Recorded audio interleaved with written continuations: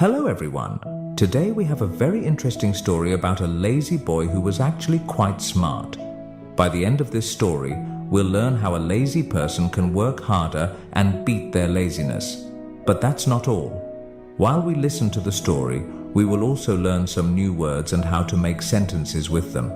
This will help us practice English in a fun and easy way. So, stay with us till the end.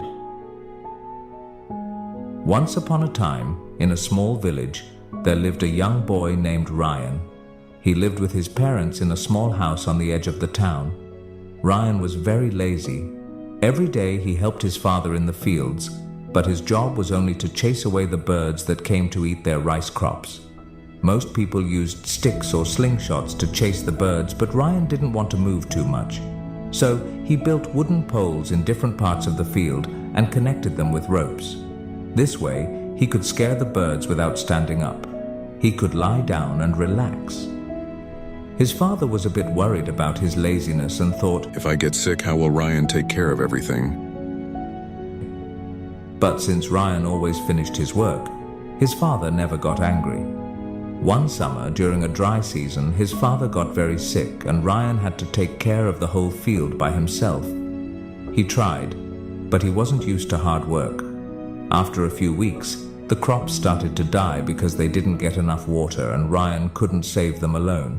That night, Ryan sat outside under the stars, feeling useless and disappointed. He thought, "Why didn't I ever try harder? Now my family's hope is gone." The next morning, he heard people talking in the village. Ryan went to see what was happening. There, a soldier was announcing a big competition at the king's palace. The winner would get a chest of gold. Ryan thought, "This could save my family." Without thinking much, Ryan said he would join the competition. The villagers laughed. They thought, how can someone as lazy as Ryan win against strong people from all over the kingdom? But Ryan didn't care. He had 3 days to reach the palace, so he left early. His parents didn't think Ryan would win, but they hoped this would make him work harder and change his lazy ways. After 3 days, the competition started. All the participants were gathered near a big lake. Many of them were strong and fit, which made Ryan nervous. "How can I beat these people?" he thought. Then the rules were announced. They had to cross the lake, and the first 3 people to finish would go to the next round. The countdown started. 3, 2, 1, go. Everyone jumped into the lake and started swimming, but Ryan stayed behind. He thought, "There's no way I can win if I just swim." Suddenly, Ryan had an idea.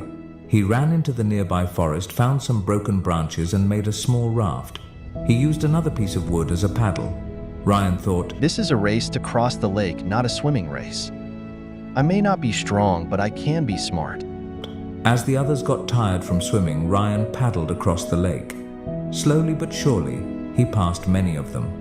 In the end, Ryan finished third and qualified for the next round. 2 other participants who were very strong also made it. The next day, the final competition began. Each contestant was given a big wooden block. The task was to push the block 1 kilometer to the finish line. Behind them were many tools they could choose from to help them, but they could only pick one. The first contestant quickly grabbed a rope and started pulling the block. The second contestant took a piece of wood to use as a lever to move his block. Ryan, however, didn't rush. He thought carefully about the tools. "I can't win by using my muscles. I need to think smarter," he said to himself. After thinking for a while, Ryan picked a small knife. The crowd was confused. How could a knife help him move such a big block?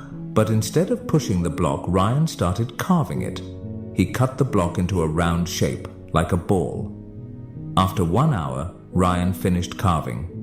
Now, instead of a heavy block, he had a wooden ball. Ryan pushed the ball easily while the other contestants struggled with their heavy blocks. He rolled it down the road, catching up to the others.